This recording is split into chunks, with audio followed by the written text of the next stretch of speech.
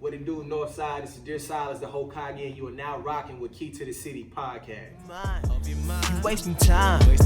Damn, I gotta figure out how to make you mine. Been making plans with no advance. Told you I'm your biggest fan. Girl, do your dance like ha ha. Yo, understand I'm the man with the plan. What you saying? What you trying to do now? Yo, see you soon.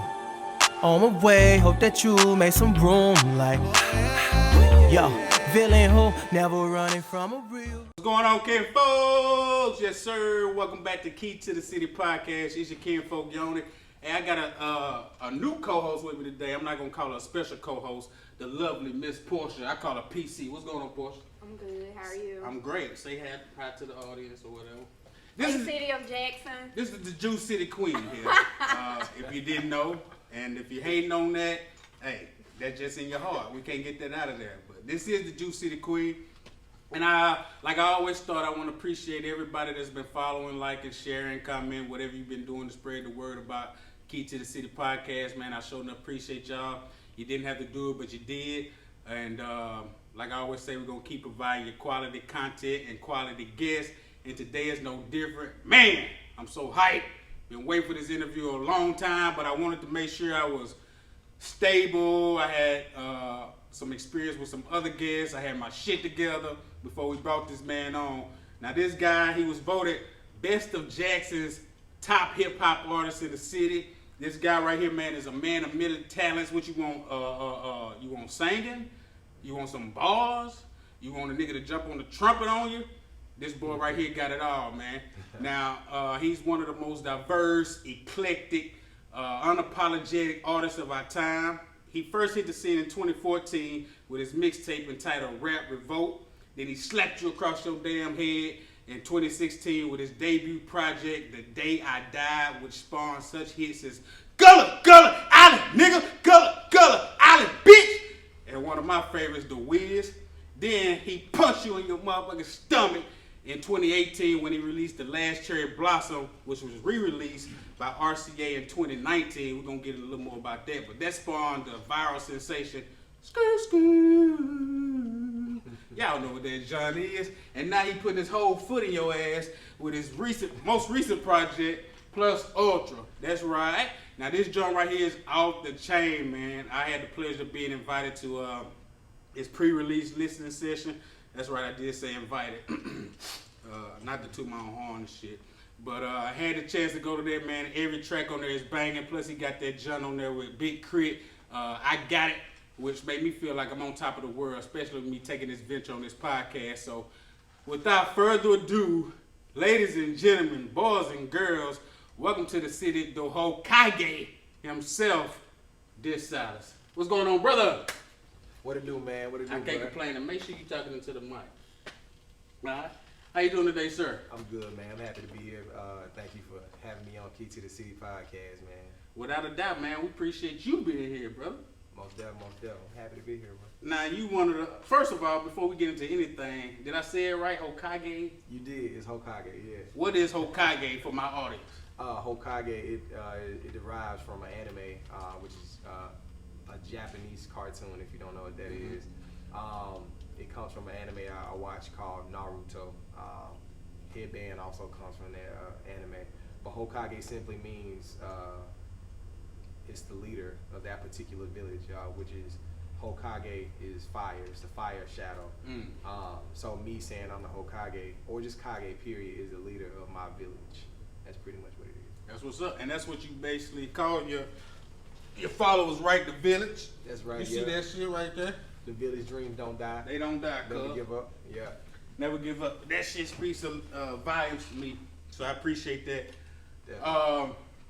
Now, some of my audience may not be familiar with you. I'm sure they've heard Skr Skr, but just to delve in a little bit deeper into who you are, you come from a musically inclined family, correct? Yeah, I do. Tell us a little more about your musical background and how you were able to merge that with hip hop. So yeah, basically, my father is a very accomplished musician. He's a saxophonist. My mother played clarinet. My sister is a clarinetist as well. I really didn't have a choice. So my dad, he put an instrument in front of me at an early age. I started out on piano. Eventually, right down the street from the crib, I was at the Performing Arts School, Power APAC, for trumpet. And yeah, I originally wanted to play saxophone. I tried it out. It didn't work. Yeah, I couldn't get that shit to make one sound. What? Yeah, I really wanted to play saxophone. Because the saxophone sex. It's smooth, bro. Yeah, that's how you pull them in. You croon the ladies with the sax, But my band director, he was like, well, try this, and it was a trumpet mouthpiece. And I tried it, made it buzz. He was like, that's your instrument. And that's how it happened. It was like my chance, because I thought I was going to be like my daddy. And I got home, he was like, shit, I wanted. He didn't say shit because it don't hurt. But he wanted me to play trumpet. Actually, he just never told me. But yeah, so that's how I ended up playing trumpet. And I've been doing that ever since. And I got into hip hop, probably like late middle school, early high school. And, it was just a hobby. It was a fun thing, freestyling. I think that's how everybody really starts, But at the same time, I never thought that I could be a rapper, because I didn't necessarily come from like the background I saw most rappers. Right, came exactly. from. And I was thinking like, well, damn, I don't really live this lifestyle, and I don't do this, and I never wanted to be unauthentic, So I was like, I don't know if I could be a rapper, because the people I was looking up to at the time was like Hot Boys. Right. Like that's what I saw, and I'm like, shit, I ain't no hot boy. I want to be one, but right. shit, I don't know if I could just stand next to all of them. So I was thinking, well, like, I started seeing cats like Pharrell, and I was like, well, damn, I could be a producer, So I write raps on the side, but I was like, I'd never rap them, but I'm like, I'm gonna start making beats. So I was making beats. I was like, I'm gonna be a producer, and I'm gonna come over with the hook, and I'm gonna pitch it to artists, and I'm like, let me sing the hook so I can get in the video and do my thing. Yeah. And then they gonna rap. But then the thing that made me feel like I could actually like rap and not just produce was Kanye West. Honestly, I saw him, and I know you hear it all the time, but he had a pink polo on, and at the time that shit was unheard of, right? Especially in hip hop, and and on the rock. Yeah, exactly. On that label, in the midst of all of that, what I'm saying? And so, shit, I was just, I was happy. I was like, damn, I got to go out and get a corduroy blazer and get a polo and pop shit, pop my shit up to the top. But nah, that's what made me feel like I could really, to get, just do hip hop and get into it. And that's kind of like my whole background. Of course, I got where I'm in now, I'm forward with it. Before we leave that topic, you could have ventured into any avenue with being musically inclined, besides Pharrell, like what made you strictly want to do hip hop? Was it just your love for it? Because you easily could have been one of them Kenny G type niggas. Yeah. Even though he played a saxophone, but you know what I'm saying? Like, was it just the overall love for hip hop? And then that I know early on you spoke about how you never really accepted who you are. You try to be something other than what you are, but like, was it just your overall love for hip hop that overrode the hesitation? I think it was more so of it was like an undiscovered talent, It was something that I could do, and I liked doing it, but I didn't know, other people would embrace it. And once I saw other people like, hey man, you doing this, and in all honesty, I noticed that everybody couldn't do it. That's what it was, because I was thinking like, shit, if I could do this, anybody can do it, but not everybody can't. I think, man, I was in high school, and I put out like, I had like this little microphone that came with the computer at the time, and I used to like play like an old, I don't know, like Manny Fresh instrumental or some Lil Flip or something like that, and I would take the mic and I would put it up to the computer speaker, and I would turn the instrumental up, and then I would rap right next to the mic, and I would make songs like that. And I put them on CD, and I took it to school. I was talking about, this trivial shit. Like, I was talking about my teachers and the students or whatever, and it was just one CD. And I left the CD in the class one day, and one of the teachers got a hold to it. And, at the end of the day, one of my teachers stopped, and they was like, we found your CD. And I was like, oh, shit. And they was like, we love it. Man, they passed it around the whole faculty, and they was cracking up about it, certain teachers and everything. Before I knew it, like everybody in school was talking about like the CD, and I was like, damn, maybe I should, actually try to do this. And that too also made me feel like, yeah, I can do this. But it was just me just discovering that, like, maybe I got potential at doing this and taking it serious. Word. Yeah. So with me to I just want to backtrack a little bit. How were you able to tie in playing the trumpet with rapping as well? So, I'm gonna be honest. I tried my best, like, to avoid that at first, you know, cause I was thinking, like, to myself, like who in the fuck would want to hear somebody rap and play trumpet?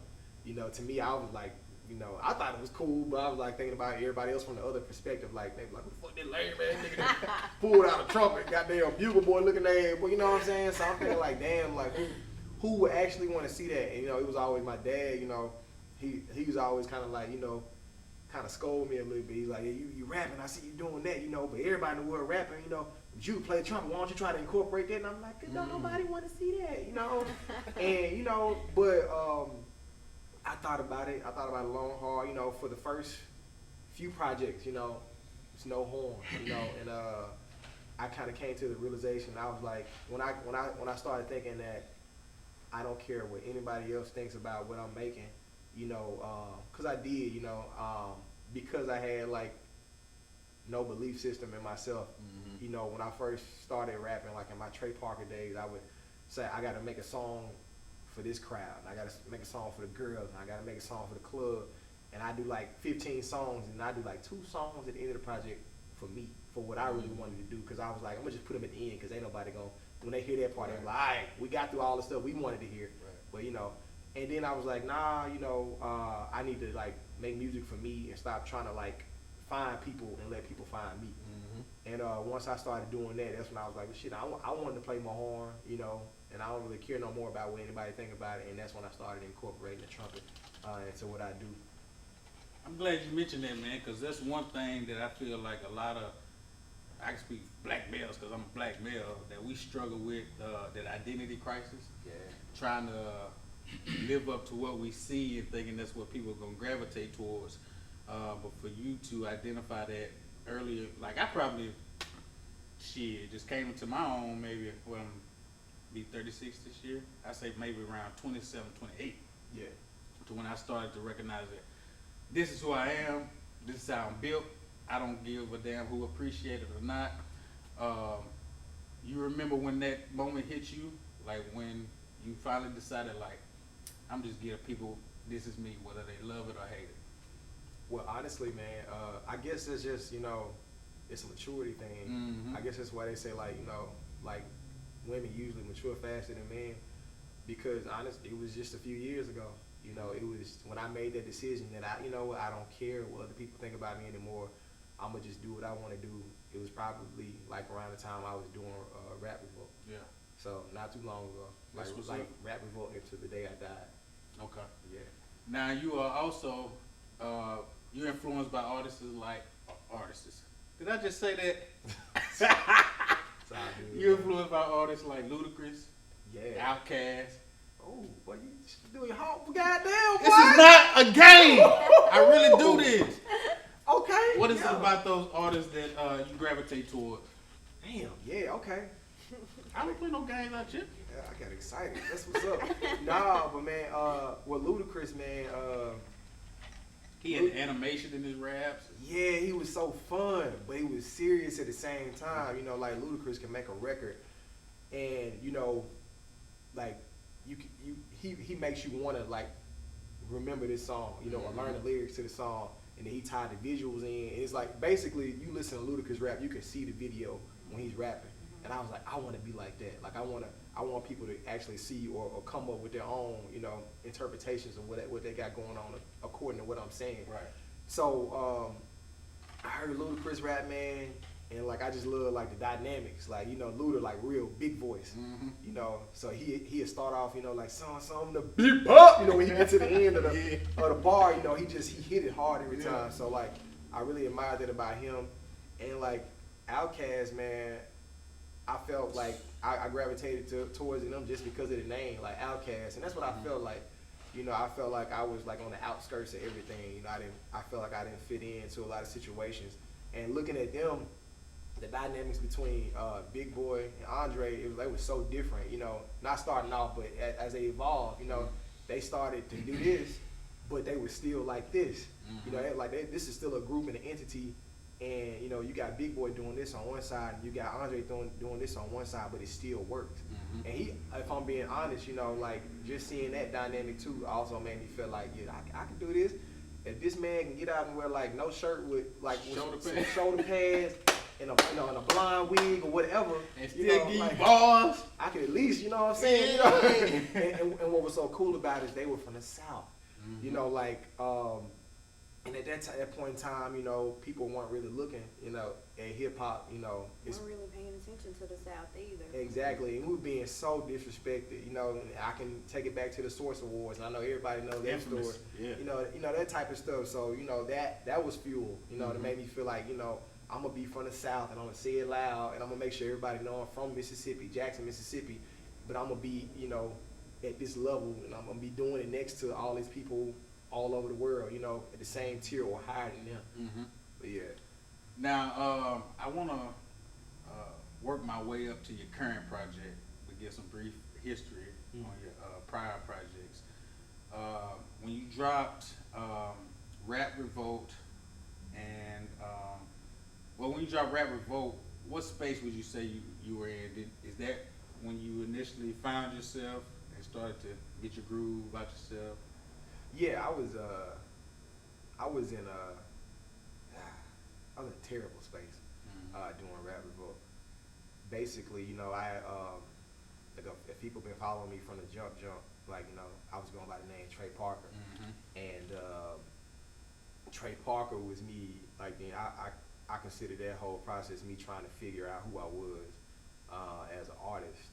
You know, like I think Trey Parker was like heavily influenced like by like Wayne, you know, if you even just you listen to some of like the voice inflections in my, you know, when I was rapping, and you know, a ton of people, and I was kind of like, I feel like I was really good at shape shifting, you know, like I can find somebody's style and I can emulate it so good and I can master that, but at the end of the day, I didn't feel like what was me, you know, but basically, I was using, and I did comedy at the time too. So I was using comedy like and you know that, like I was doing comedy at the time to get people to listen to my music, because I didn't just want to, it's hard getting people to listen to music, man, just being honest. Especially here. Yeah, especially here. And, you know, I just didn't want to be one of those people like, cause you know, you got like, every time you say, hey, check out my record, it's 30 people behind you saying check out their record too. And, you know, what are you going to do to stand out, you know, in the midst of all of that, you know? So I was like, it's way easier to get people to check out a funny video and to share that versus, you know, listening to music. Yeah. And so I was like, all right, this is what I'm gonna do. It was really like a ploy to trick niggas into listening to my music. Like it was a plan. Like I made a plan. I was like, this is what I'm gonna do. I'm gonna start making it. I'm a funny nigga. I'm gonna start making these comedy videos, and I'm gonna plug my music at the end of every one of these videos. And at the time, I was doing a project called. I was working on a project called Wave Grease. And at the end of every one of those videos, I would just put Wave Grease coming soon at the end of the comedy videos. And the videos were doing so good, like I'm talking about, like we were hitting like big ass numbers on the video. I dropped the video, then it'd be on World Star the next day, you know, and it's like, I think it's like early days of World Star, like I wasn't paying nothing to get on nothing. They were just picking it up and, you know, doing it. And I was getting all this free promo to Wave Grease. And people was getting excited. People was like, man, I can't wait for Wave Grease, but nobody knew what the fuck it was. Right. You know, like some people, you know, who knew me as a rapper, you know, knew it was gonna be a project, but I didn't say Wave Grease the mixtape. I just said Wave Grease coming soon. And some people thought it was like, oh, it's gonna be this big ass comedy movie or some shit like that. But it got up to that point, man. Wave Grease came out, like it did astronomical numbers, you know, like on the first day. And but you know, as my career, you know, started to keep going, my fans got divided. You know, I had like people who want comedy and I got people who want the music. You know, they fighting each other like, man, fuck all that rap shit. And some people like, fuck all that comedy shit. And I'm just like, you know, so I had to make a decision, you know. And I talked to my homie Jay Smith, and he was like, well, you know, which one you want to do the most? And I was like, well, I started doing all of this because I was trying to do music. And he was like, well, that's your answer right there. You gotta do one. Because he was like really trying to drill into me that, you know, you got a lot of talent, right? But you need to figure out how to master one of those talents first, before you branch into a whole bunch of other stuff. He's like, if you do this one thing, you get that right, then everything else will just follow behind. You can do what you want to do then. So I was like, well, damn, I'm gonna be a rapper. So that's when I changed my name from Trey Parker to dearsilas, or Silas at that point. And when I was doing Rap Revolt, the only thing I could think of, cause even Trey Parker, like I had like a lot of funny bars and shit, you know. And shout out Ludacris, that was like influence too. But all I was thinking, I was like, man, I'm finna make like the most hip hop head purist in the world be like, acknowledge me as an MC. So that's the kind of space I was in. I was like, I'm gonna be a rapper's rapper, and I'm gonna prove to people, and myself that I got what it takes to just be like a true MC. I initially thought Trey Parker was based on some Spider-Man shit. I don't know why Parker came to me. Because of your anime background, I thought he was Peter Parker. Yeah. So actually, so my nickname is Trey. That's what my family called me. So that's where that comes from. But the Parker, man, I was practicing one day, and I was practicing over like a Charlie Parker song, which is a huge, saxophonist. And I was like, you know what? I'm gonna take the Parker and put it on my name, cause at the time, like I wanted it to sound like a real name, and I ain't just want to, no flack to anybody, I just didn't want to be like Young Trey or Lil Trey, or what I'm saying, whatever. But that's cool. I just didn't want to do that. Yeah. I ain't got nothing against nobody who do that. Yeah, I just really wanted it to sound like a real name. So yeah, that's why I think about like at times ever going back to that alter ego. I do actually. I think about it every time, but when I think about it, I just be thinking about like how much more work I still got to do with Silas, and I'd be like, nope, because I'm still mastering this version of me right now. But I still got like ambition and dreams of. I always wanted to have like a sketch series or something like that, or like a sitcom, like old school, like Martin or something like that. And I would like to act, because I feel like. Oh, you got it in you, boy. That's nothing. as an artist, and not in comparison to somebody being fake, but you have to be, you got to be a character. You have to be, you got to make people want to listen to you, and you got to be interesting when you on these records. Nobody just want to hear somebody say, I was chilling outside. Well, you know what? Let me take that back. Somebody might want to hear something like that. It's a little song for everybody. But for me, me personally, you got to bring the track alive. That's what I think about music. Like again, like Ludacris, like I was saying, when I listen to music, I want to be able to close my eyes and visualize what you're talking about and what you got going on, whether you telling a story or you at the strip club talking about throwing, 300 stacks on the back of a booty. I want to feel it, and I want to feel like I'm right there with you. I'm throwing them too. You know what I'm saying? Yeah. Now with The Day I Died, let's fast forward to that. I was trying to come up with my own theory behind the meaning of the title. Was it relating to you dying and being born again, and to dearsilas, this is who I am, I'm comfortable with it, or am I off with that? Nah, you super duper close actually. Okay. The Day I Died. Classic project, by the way. Thank you, I appreciate it. So that was basically, it's a lot of what you just said, but I felt like at some point in my life, I just tell you, I wanted, I say it in my music all the time, but I wasn't the most popular kid in school, and I got picked on and whatnot. Somebody just apologized to me via DM. Recently? Yeah, like a week ago.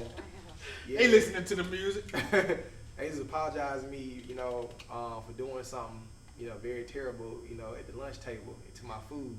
Okay. But we were kids, But anyway, I wasn't the most popular.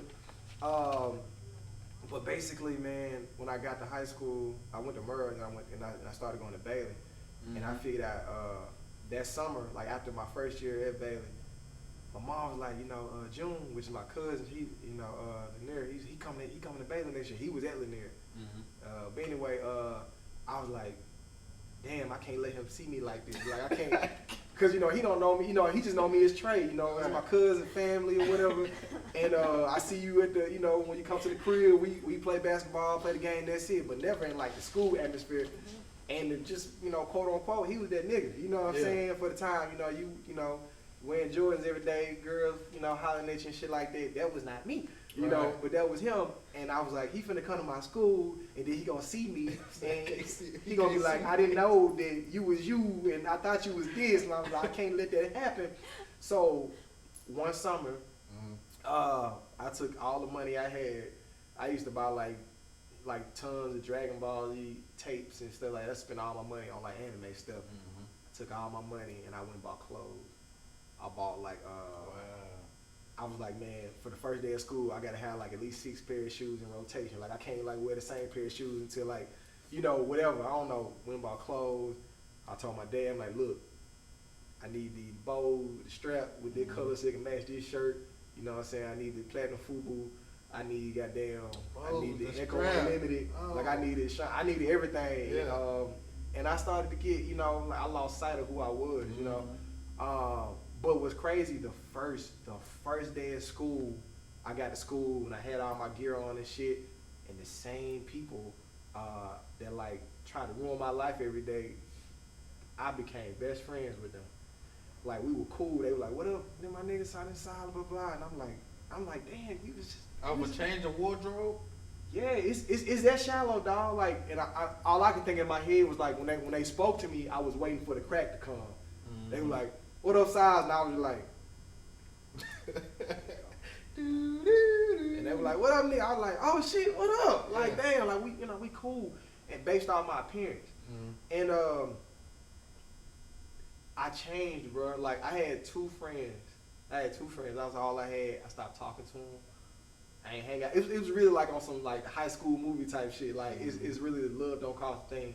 Yeah. When they can. Like you stop fucking with your folks because you getting popular and shit. I was in the hallway one day, and I had already stopped talking to them, and I seen the hall. They were like, "What up, man? You don't know us no more." I'm like, "Nah, man, shit, it's all good. Whatever. Ain't nothing like that."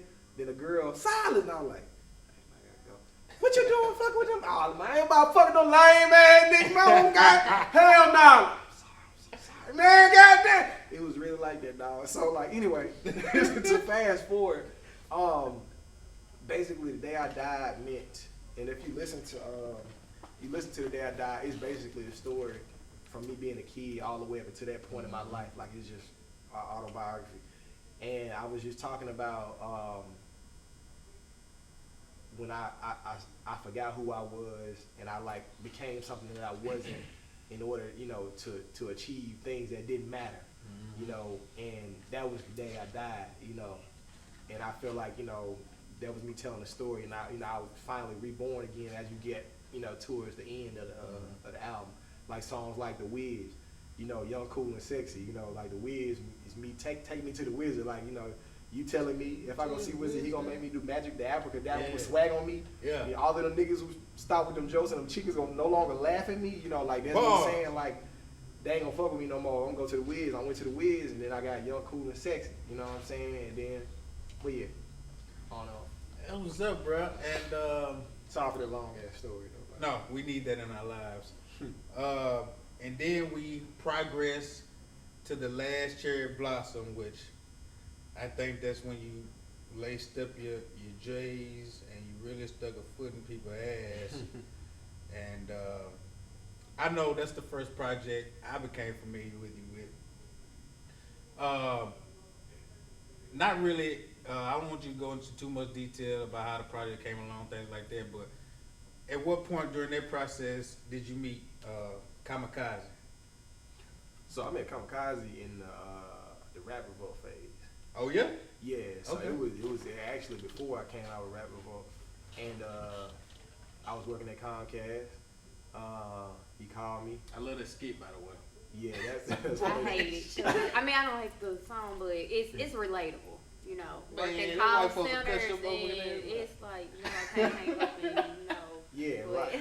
Uppity nigga. A lot of that stuff I was saying, like that's stuff I heard verbatim on the phone. They don't care. Verbal abuse. Yeah. Or sometimes I had people call me, you know, I'm sure glad I got one of my kind. They didn't know I was black, you know, and I was like, me too. All right. So what can I do for you? Because you know you ain't got time to be going back and forth on the phone. But yeah, man, they a trip. But yeah, I met Kamikaze doing like the stages right before Rap Revolt, and we had a conversation. He called me while I was at Comcast at work, and I couldn't answer because I was on the phone call with somebody. But I took a little 15-minute break. That's You real. gotta take them frequently when you're in a call center and you get out that phone and just get away from that environment. And I called him back and we set up a meeting. And basically we just talked about, just taking my profile, to the next level, and just taking what I got right now and just, booming it out in the next 6 months. And, we worked and worked diligently, to get to where we are right now. And I started out, first thing I dropped was Rap Revolt, and we've been going up ever since then. He stated that he was, when he wanted to get in this space, he was looking for an artist that was outside of the box, that wasn't rapping about what everybody was talking about. So when he reached out to you, which I'm sure you were familiar with his work, like, Oh, yeah. what kind of moment was that for you? How did you feel about that? And was it a skepticism in your head with working with him, or did you believe that, this is the opportunity that I need to take my career to the next level, I'm gonna give him a shot? Nah, I was ecstatic, man. I was like, damn, because I had just recently met him at an event he was hosting. And me and my homies, we always jam the music, and for him to hit me up, and I was like, shit, I'm talking to him right now, Right. But like, I wouldn't say skepticism. For me, it was just, I was afraid, because at that point, I had never had a manager before. We were doing everything on our own. Mm-hmm. Like me and my homies. My wife, like we were, well, at that time she wasn't, but like we were doing everything in house. Whether it be flyers or artwork or shooting, videos. Everything was done in house, and I felt like maybe it's time to try something different. Because I'm a firm believer in that too. If you're doing this shit, for a certain amount of time and the needle is not moving an inch, let's try a different way. You don't got to switch up everything entirely, but let's just try, to make it, a little different. But yeah, I think that's what it was. That's what made me say, let's try this. Like with the experience that he has, what I got going on. I feel like we can, do something great. Word. Key to the City podcast. Shout out to the Kingmaker, Brad Kamikaze Franklin. We in here with our kinfolk, dearsilas. Before we move forward with your current project, this young lady was in one of your early videos, Yeah, right? yeah. What video was that? So when I was going by Trey Parker, I remixed a Millie.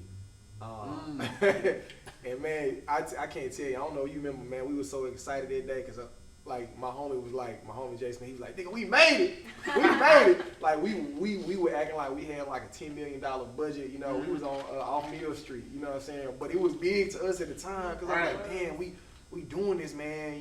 We making a music video, we shooting it, and I recorded this song. It's on wax. Got my homies Portia here. Like it was dope. And I still, like, I never forget that. Thank you for coming out that day, because it's not like we had like a ton, like the whole city out there like that, but she cared enough to come out, and she believed in what I had going on at that time, to How was come that support. experience for you? It was different.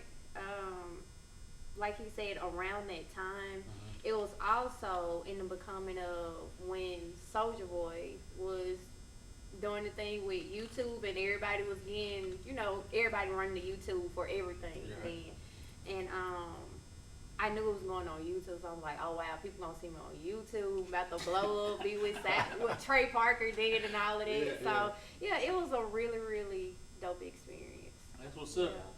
Now, my first time checking you out live was the Village Tour. I caught you at the Hippo in Hattiesburg.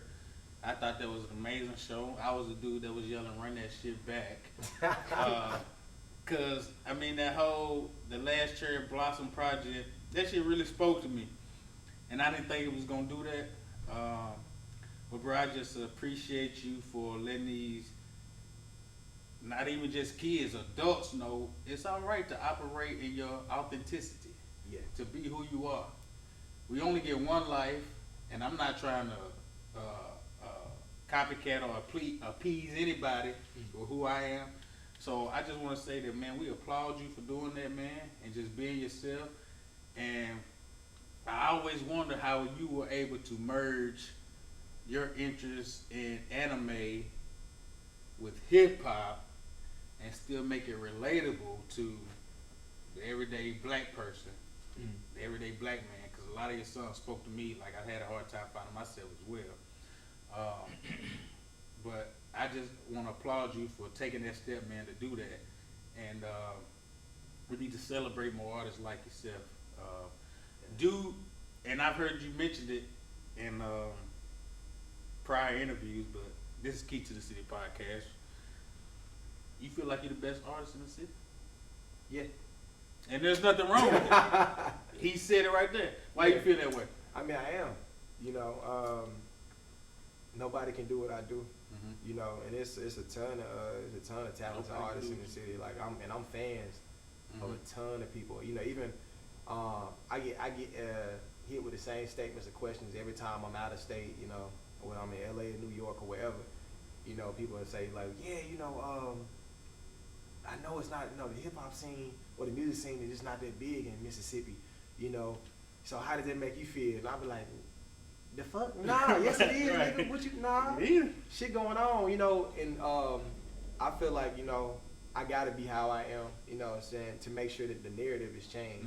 So people won't think that, you know, and I always had to remind people like, man, nah, like, bro, we the birthplace of music right here. Like, stop tripping, you know what I'm saying? And, you know, if I gotta do whatever I gotta do to shine a light, you know, and make sure people know about Jackson, Mississippi, or Mississippi as a whole, you know, I'm gonna do that, you know, because it's a responsibility at this point, you know, to use my platform. But yeah, man, I feel like I'm the best, or I know I'm the best because nobody can do what I do, you know. And it's not even just about rapping. It's just about, you know, being an artist as a whole. You know what I'm saying? Like nobody has the vision that I have. You know, you can make a great song, you know, but you know, I think about it, like when I'm thinking about a song, I'm thinking about the visual right there. I'm thinking about how I'm gonna get people to listen to this song right there. I'm thinking about who it's gonna relate to and how can I touch them the most. Like it's a whole manifestation of things, man. Like a whole ball of things.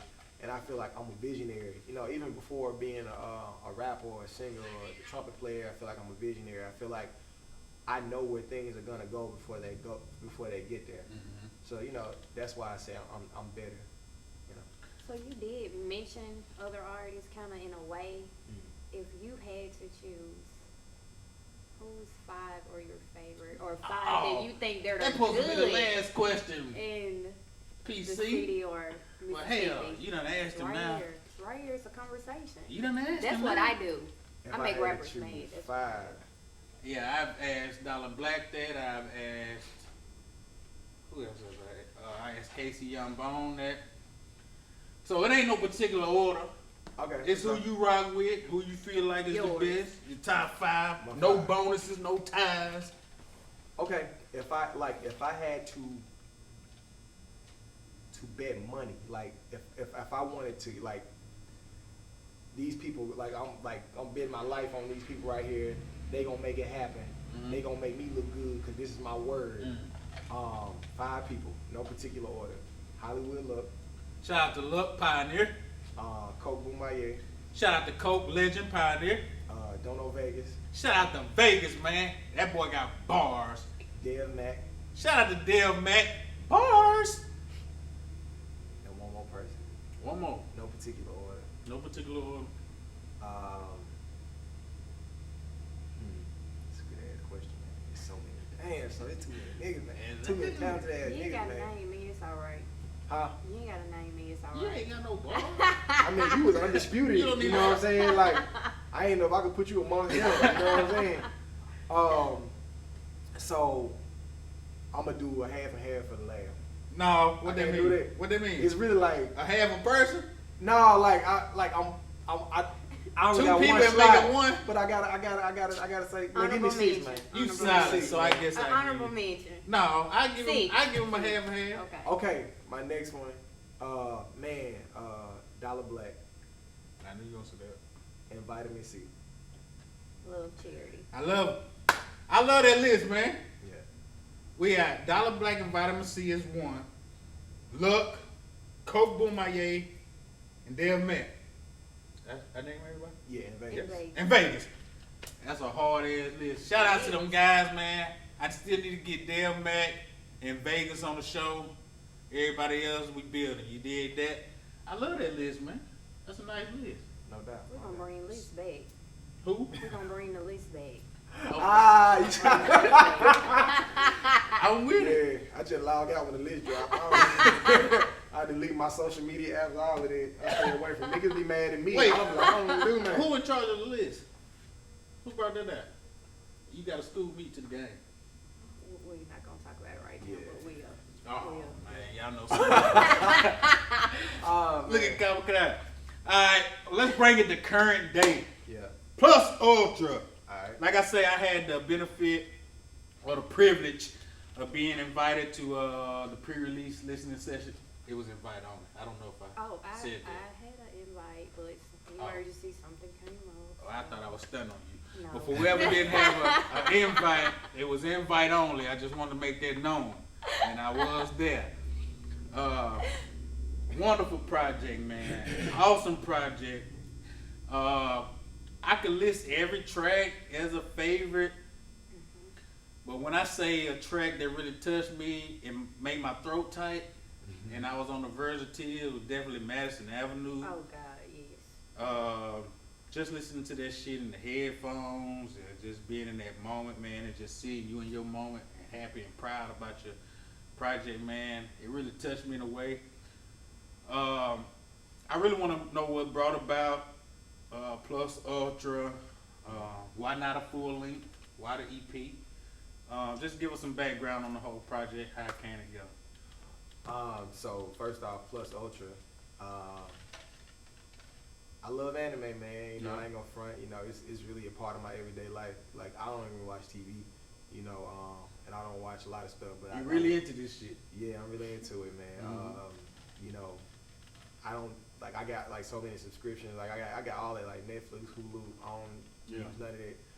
I use I watch YouTube, and I watch like Crunchyroll, which is a anime app. But that's about it. But yeah, so I watch this stuff so much that I usually I'm able to pick up stuff, you know, like, or, you know, from their perspective, and I kind of mirror it, you know, to what I got going on at the time. And, you know, Plus Ultra, it comes from, you know, another anime called My Hero Academia. If you don't know what that is, go check it out, it's dope. But anyway, not to get too deep into that, Plus Ultra is something that the characters chant on the show. And it means simply to go beyond. That's all it means. It means to go beyond, and basically, that's all I was thinking throughout the entire process of making Plus Ultra. I was like, okay, I'm at 100% right now, but what's better than 100%? You know, I was thinking, you know, I gotta max out my max, you know, on every one of these records. You know, I gotta go further. You know, I can remember recording, you know, with Shell at Crown Studios, and he'd be like, we got it, and I'd be like, it's good. But, you know, it could be better. You know, and Perfectionist. Yeah, man, you know, and I recut a verse a million times. Not to say that I need to recut verses. You know, I can, you know, want to take a verse, but it's not about that sometimes. Sometimes, you know, I do something and I feel like I want my voice to be brighter right here, in pocket, right here, you know, for that particular, you know, that word. And if it's not right, then we'll do it again. And, you know, and it was just me just trying to, you know, to be the best I could be, the best singer vocally, you know, at this time that I can be, which I'm still working on, the best rapper I can be as far as my delivery, the best songwriter I can be. You know, I'm working on that, you know, because I want to make music with other people. You know, I want to make records for other people. That's how Skirt happened. I was, you know, I was writing for somebody else, and I just kept it. You know, yeah, that wasn't. I thought you just came up with like the melody in your head at work. I did. But you were working on something. Well, so basically, I came up with a melody in my head at work, and you know, we got the hook. But you know, after that, I was like, I wasn't gonna do it, you know, because it was just, you know, it's just something to do. And you know, they were still singing it the next day, so I was like, I'm gonna make it a song. And I made it a song. I had intentions like, I'm gonna sell this to Ty Dolla $ign. You know, I'm gonna get it to Chris Brown or some shit like that. You know, and then Kamikaze was like, nah, you gotta keep that one. I kept it. You know, and it was literally the last record to make it on the album. Like, it was not supposed to be a part of the last Cherry Blossom. I'm glad I kept it. Yes, sir. Again. But yeah, Plus Ultra is me just going beyond, man. And Madison Avenue, which is, you know, it's also one of my favorite. Like, I love the whole album, man. I can honestly say, you know, I can run plus ultra back and forth, you know, That's without right. skipping or without Without stopping. skill, with no skill. And I love, you know, even, you know, I'm streaming that motherfucker. Like, I'm streaming it every day, you know what I'm saying? Like, damn, nigga, this you. I really you know? like this song. Yeah, like you and saying that. And I said that, I Yeah. really did. Like, that was That real. Sailor like, Moon shit out of here. I was really enjoying it, but, you know, I'm glad you mentioned Madison Avenue. Madison Avenue was, I feel like I needed to talk to people. And I feel like I did that, you know, on some of the other records, but I just really wanted to feel like, you know, you were in the room with me, and I was just really having a one-on-one conversation with everyone. And, you know, it's all about manifestation. You know, I wanted to prove that I can say some stuff on wax, and it was gonna happen. Yeah. You know. Let me stop you right there. I hate to interrupt. That's what drew me to the track when this man spoke that he had written this months ago.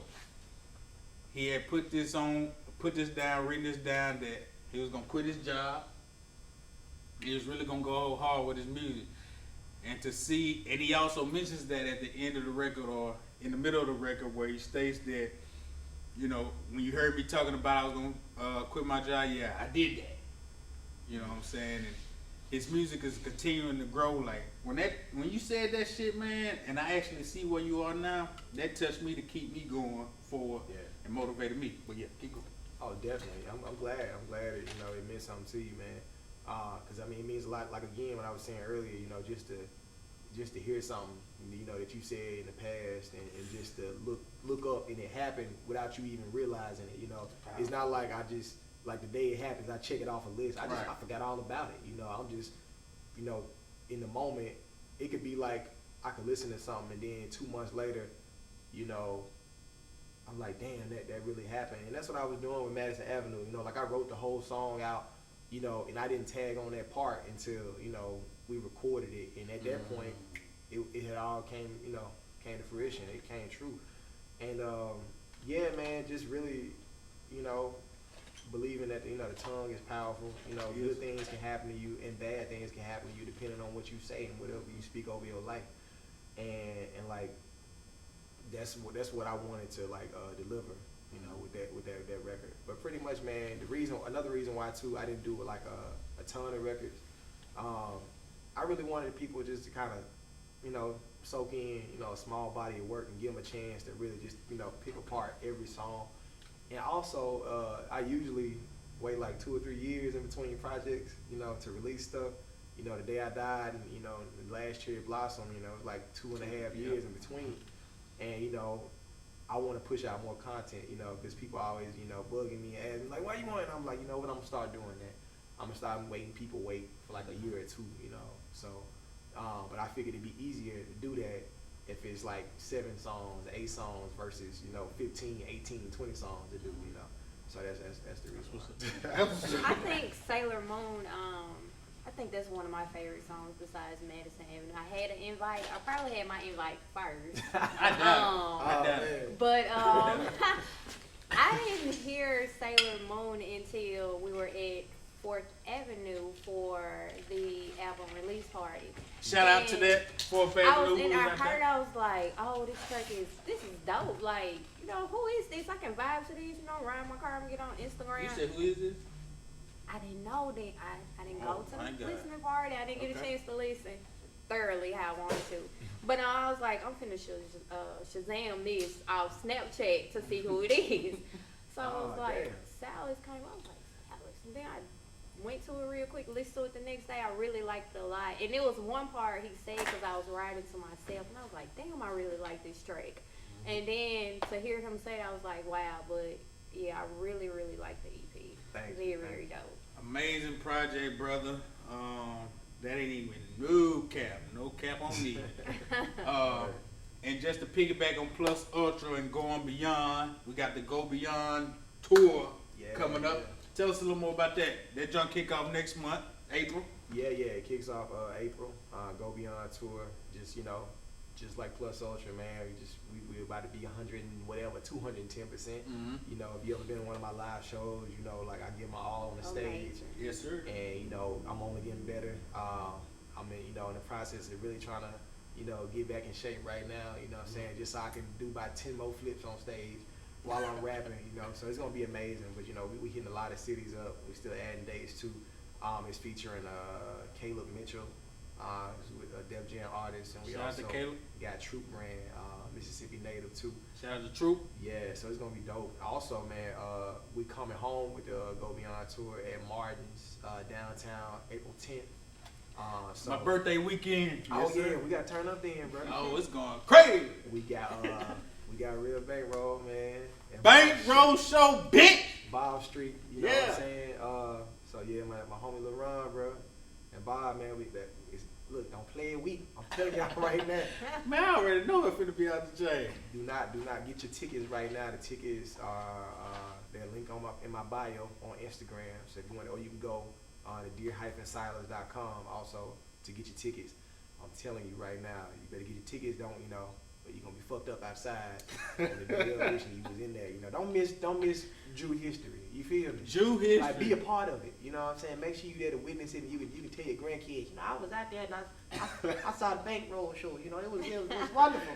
You got to tell them about that. Hopefully we get Mr. Arrow out there, man, because, he got jobs for these young ladies out here. If they looking for employment, he definitely can help them out with that, you know what I'm Definitely, yeah. Shout out Mr. Arrow. He couldn't be here today. He had hip surgery right Oh, now. man. Yeah, man. Terrible. He threw it back with some strippers, man. You know, he really into his stroke game. You know what I'm saying? So like, yeah, but shout out him. But he's a mentor. To me, and he really, he helped pave the way I got, for where I'm going right now. Shout out to Mr. Arrow, man. We wish you a full and speedy recovery, brother. Yeah. You can also hear him on Plus Social. He's on a few. He on there like a mother, man. He's His on- nigga want him to cool it down, but he ain't cooling down shit. That's right. Yeah, he's on Too Fine. He's on I Got It. I'm trying to think what else he might be. He's on something else. Bruh, what about the Too Fine record? Because you always heard a nigga going in strip club trying to say these women. When I heard that record, I was like, that's exactly what that epitomizes, man. Like, how you come up with that record? Now, I was on a promo run, and we stopped through Dallas, and we were leaving the radio station. And Kamikaze was like, I got a show to do. I'm like, okay, cool. We pull up at the show. It was a strip club. Damn that And Kamikaze. I was like, I thought we had, make an appearance, and he was like, yeah. And I was, no lie, I was uncomfortable. You know what I'm saying? I ain't been to the strip club that many times in my adult life.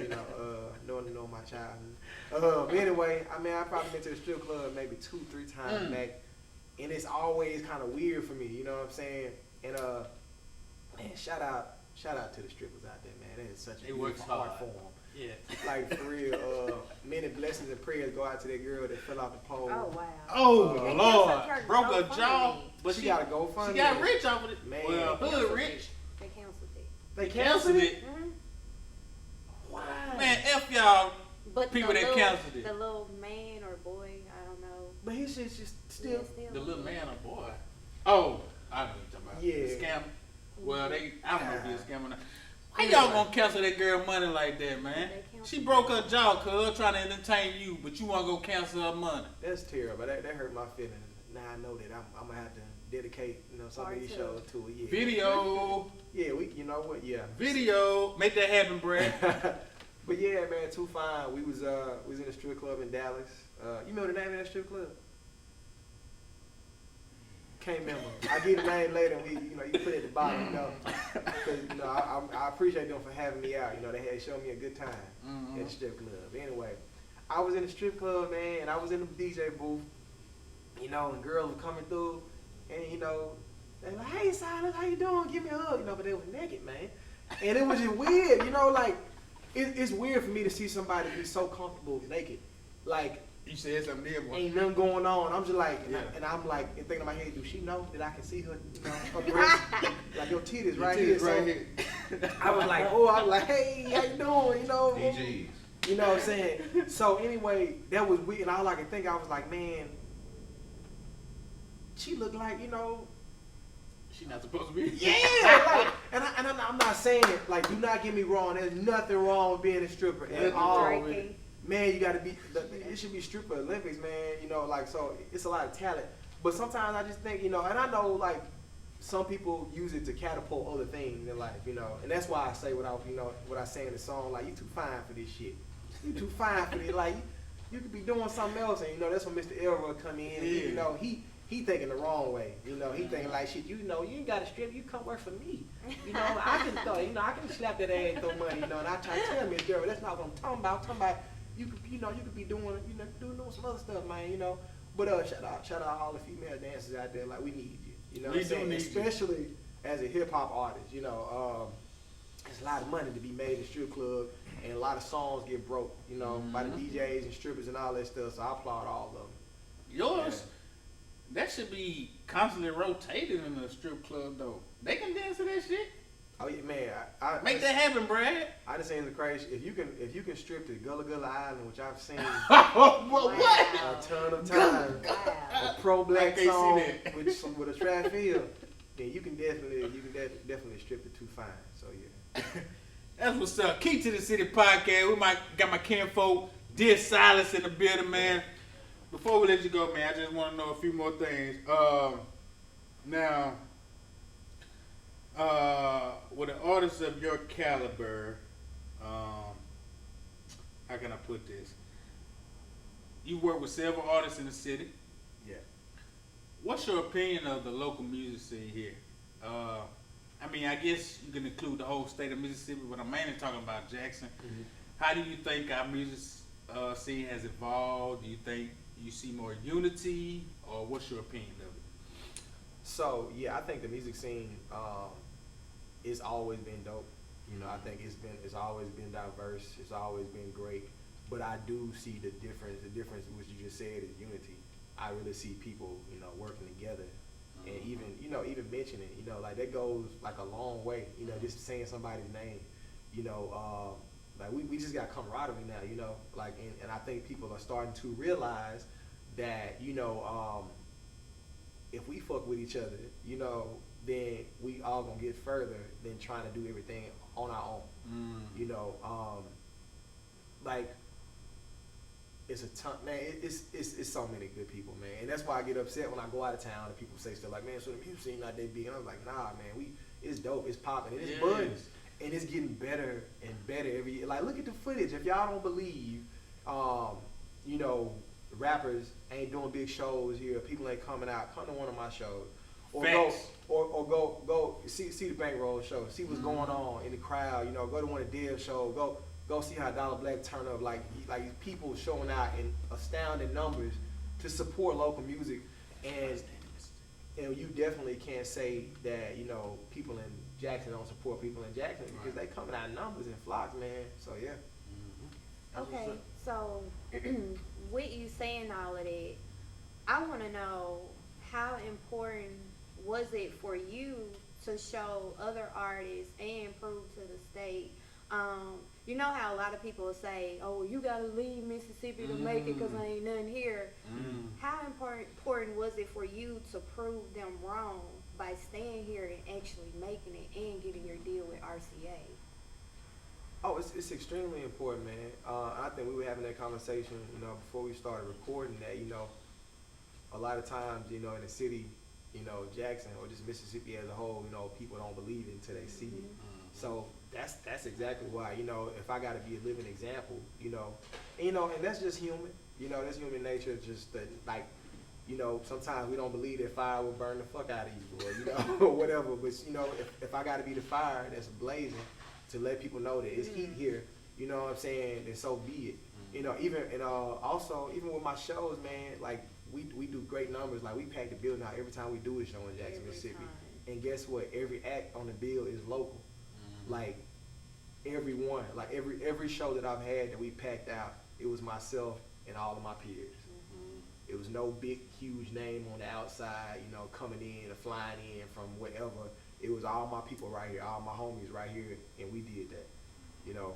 And it's super important, like, to just keep putting on, you know, like, I always have conversations with people, and like, long live Lonnie, man. I really, Long live Lonnie, bro. yeah, like, I hate that situation happening, because, like, I used to, like, this, I got foresight, you know what I'm saying, and I look into the future and I imagine how things gonna be And that's how I kind of pan out my life, you know. Like I look where I'm gonna be instead of where I'm at right now.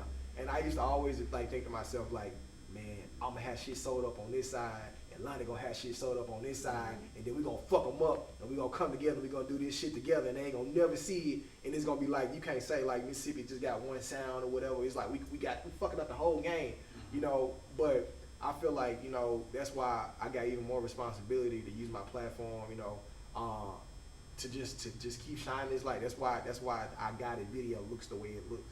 That's why you see all my JPS schools, and you see the people in it that you see, or you see the city of Jackson, you see Sonic Boom on the South, you see Jackson State, because people need to know, you know, that we great, we got amazing stuff going on. So when people see that and they see like, you know, all the eyes it's got on it, how many views it got, they feel like in turn they can do the same thing that I'm doing. And that's, you know, at the end of the day, you know, because, you know, the more people you got like me doing what I'm doing on the level I'm doing it, the better it's gonna be for the city. The more money is gonna be in the city. The more businesses we gonna have booming. You know, the more artists gonna be coming to the city. You know, and you don't have to. When Aubrey come here, you know what I'm saying, to 4th Avenue, you don't got to be like, oh, they lying and shit. Like, no. Boy, that shit blew my mind, man. He'll come to Mississippi because we got it. You know what I'm saying? So and it won't be a big deal. You know. Yeah. I'm glad you mentioned that. I swear I'm gonna let you go, man. But how was it linking up with Crit? And how did you do that? How did you link up with Crit?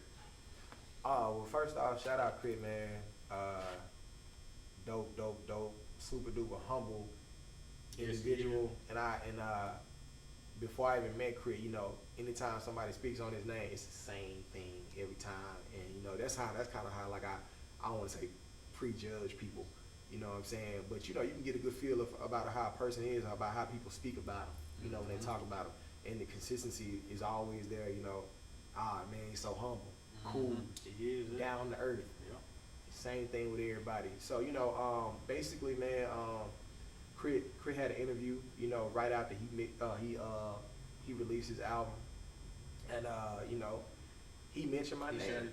Yeah, you know, and that meant the world to me, because I think I just got through saying how like even a mention, you know, sometimes can just, you know, it can do wonders for you, you know, because sometimes people won't believe until they hear somebody with notoriety or somebody they already believe in say they believe in you, and they'd be like, okay, well shit, let me see what he about then. You know, if someone said he good, and he might be good, and you know, and that's kind of how the relationship got. You know, have been in talkings, you know, for a long time, you know, like by hearsay, you know, and you know, just mention it, you know, for years now. But for him to mention that, you know, mention me and acknowledge me like that was super dope. And you know, we got the record over to him, you know, in hopes that he'll fuck with it. And you know, check email, got a verse back, and I ain't gonna say. I mean, like it was amazing, because you know, I ain't gonna not believe myself and say like I wasn't expecting it, but I wasn't expecting it. You know what I'm saying? I know you. And it happened, you know, and that was dope, you know. And then you know, Chris team, you know, actually suggested shooting the video, you know, too. Like they really support. They suggested that. Yes, they support. I got it. You know, I'm kind of like one of those dudes like where I don't like overstepping my boundaries, you know, and I'm not going. I'm the same way, bro. Yeah, you know what I'm saying? Like, you got to shoot your shot, you know what I'm saying? But at the same time, you got to know when to step back, you know, or fake out and just chill, you know? And, you know, for them to, you know, make that say, hey, like, this is a great song, you know, and also you can tell when somebody really fucking with a song. It's, like, me personally as a hip-hop artist, if I hear a beat and the words just pour out, it's a good record, man. You know? And I can only imagine that, you know, that's how it was for Crit, because it was like turn around in no time, and the verse was amazing, you know. But that's how that came about, man. We shot the video with Sonic Boom in the South. Shout out them. I was supposed to go to Miami for my birthday that weekend. Yeah, that's what he said it. You know, I was like, you know, because he was like, let's shoot a video, and I was like, okay, cool, let's do it on this day. He's like, nah, I'm be on tour. You know, his tour hadn't started just yet. For all the days that I was naming, tour was gonna be on. It was too soon. Like we was either gonna shoot it like that next day or whatever. And he suggested a day, and I looked at the calendar, and I had just bought the Miami tickets. And well, you able to get a refund, or you just blew it? Yeah, Part of the grind. But you Charge know to the what? Game, I man. took the L for Yeah. a good win. Exactly. You know what I'm saying? Got and, to. Yeah, so you know, I didn't get the refund. Shout out Delta. But you know, I got something, you know, much greater. You know what I'm saying? Like I really got to, and it wasn't just a feature. Like I got to work on a record, you know, like with somebody I consider my peer, and somebody who's also a native, you know, where I'm from. That relationship. You know, yeah, and also like show my people where I'm from that, you know, things like this are possible right here in your backyard. So like that was the, you know, that's the biggest thing for me. Shout out to Crit, man. We appreciate your humility, man. Especially when I met you, man. You let me record on your. You say they were shooting a documentary for about a minute or two. I appreciate the opportunity. Appreciate the opportunity you gave Silas. Yes, sir. Yeah. Key to the City podcast. We've been in here with the kinfolk. Dear Silas, I got my co-host with me, Queen Portia. How can my audience reach out to you, man? Follow you, support you, purchase your records. Somebody maybe want to book a show with you. How can they reach out? Oh yeah, man. If you want to reach out, it's dearsilas on every platform. Thank God. It's so easy when you can just say it's the No same, underscores. No, just DearSilas on Twitter, Instagram, Facebook, YouTube, you name it. It's the same all across the board. Make sure you go check out Plus Ultra. It's my new EP. We got a goal right now, so I'm really trying to hit 1 million streams as quick as possible on the project. So we hit 1 million streams real soon. It's doing good, really good right now. It's only been a week. We really close, but we hit 1 million streams. I don't want to say just yet, but we super close. Keep streaming. Keep streaming, yeah. Keep streaming that junk. I know I've been all over that bitch today. Yeah, man. You keep streaming that, you might have a brand new surprise quicker, you know, than expected. But yeah, make sure you check out that. It's on all platforms. And if you want to book a show, hourglassmediagroup@gmail.com. That's what's up. And I'm so glad that y'all stopped through the Key to the City today. And we want to give you the key to the city now. I don't have an actual key to give you, but it's proverbial. And last thing before we go, he recently received a proclamation from the city of Jackson. Yeah. How was that experience? And what the hell is a proclamation? Man, shout out Mayor Lumumba. Shout out to Mayor Lumumba. Shout out the whole city council of Jackson. Man, proclamation is basically just an acknowledgement, you know, of the city that I'm from, you know, for being the person that I am and doing, you know, things I'm doing, and, you know, my accolades as far as really just acknowledge you, you know, and encourage you to just keep doing great things and, you know, just shining a positive light for the city of Jackson. And it's one of the highest honors, and I'm, you know, extremely humbled, you know, to have received that from the city. But yeah. Well, we appreciate you, bro. We support you in everything you do. You know, you got family in Key to the City. Whenever you want to come back, hopefully we have our own studio. But outside of that, man, we're going to support you in everything you do, man, and keep pushing you, man, to reach great heights. We love you, brother, here at Key to the City. Any last words, Queen? I appreciate you joining me. This is our first episode. I threw her in the fire. Ain't no rehearsal or nothing like that. She's just the queen of the Jews. So I said if I want to bring the whole city together, I got to get the queen of the Jews. Yeah. You underdig that? So we appreciate you, man. This is the Key to the City podcast. I'm your kinfolk, Yoni. She is my queen host, Portia C. I call her PC. And this is Dear Silas, the Hokage, the Hokage, the Hokage. Shout out. And we out this bit. Peace. Yeah.